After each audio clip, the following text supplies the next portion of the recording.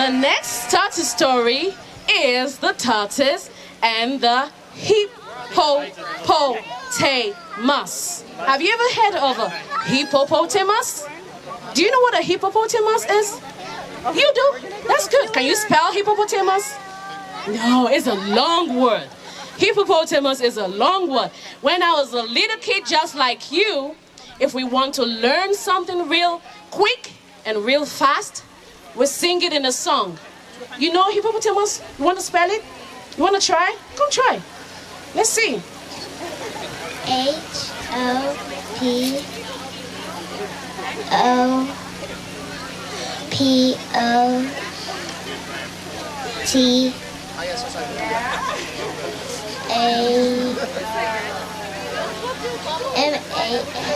You tried.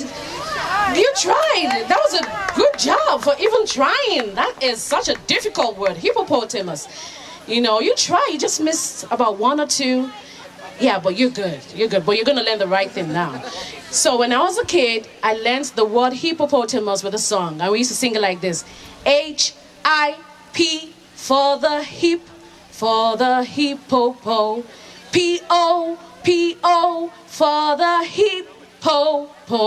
And T-A-M-U-S for the hippopotamus. Hippopotamus. Isn't that awesome? See? You can learn how to spell just like that. Just sing it in a song. I'll sing it again. H-I-P for the hip, for the hippopo. P-O-P-O for the hippopo. And T-A-M-U-S for the hippopotamus. Hippopotamus. Can you clap along as I sing? Okay, I want to hear your claps, okay? Let's do it one more time.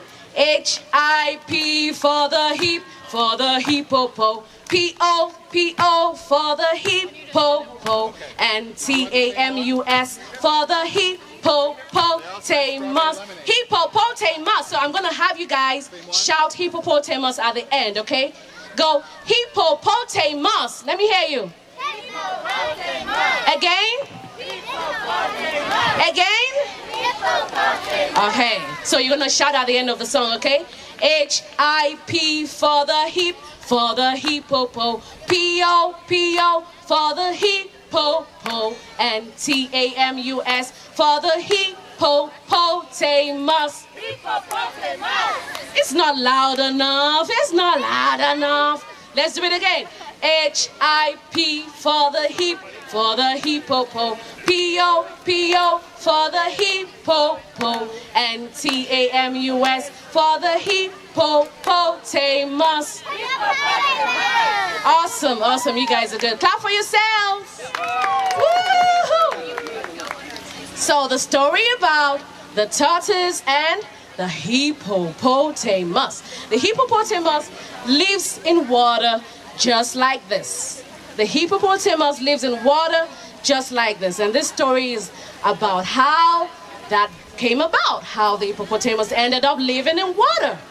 So, the hippopotamus at this time was also the king of the village, and nobody knew the hippopotamus' real name. No one knew it. Only a few people knew what the real name of the hippopotamus was. And if they did, they always come to the palace to eat. They are always eating in these stories, right? They're always eating. So if you know the name of the king, you come to the palace and eat. The tortoise, as usual, didn't know the name of the king, but always wanted to be part of the king's feast. So on this day, he thought of a plan. He was like, how am I going to find out the king's name? Oh, I know what to do. I'm going to bury myself on the ground and let my shell show on the path. You know the shell looks like a big stone, right? Yes. So he buried himself in the path to the river where the king hippopotamus goes to take his bath. So one day while the wife and the king and his wife, the hippopotamus, they were walking to the river to have a bath, and then the wife just tripped on something that looked like a huge stone. What was that? what was it? She tripped and she fell. And she called out the hippopotamus's real name. She was like, oh, it's Satan! It's Satan! I hurt my leg! I hurt my leg! Help! It's Satan! Help me out! I hurt my leg! And the king was like, oh my darling, I'm sorry. Come on up, are you okay? Are you okay? And that's how the tortoise knew the name of the king hippopotamus. And the next day, the tortoise went to the hippopotamus's palace and said, I know your name. Everybody was like, no you don't. Nobody knows the king's name. He said, I do. I found out. Your name is a Saratan.